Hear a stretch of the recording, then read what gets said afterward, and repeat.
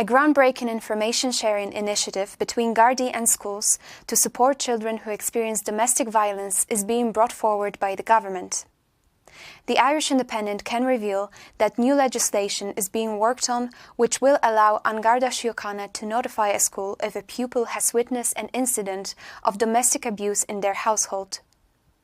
This will fall under Operation Encompass, a programme already in place in the UK, which provides early intervention and immediate support to children impacted by violence in the family home. A memo will go to Cabinet later this month, outlining the proposal and how the government can develop this significant initiative into the Irish system.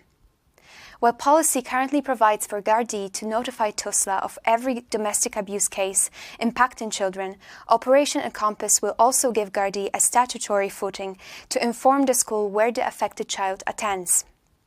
It's understood the Irish proposal is similar to the UK system, where a designated teacher is informed of a domestic violence incident involving a pupil prior to the beginning of the next school day.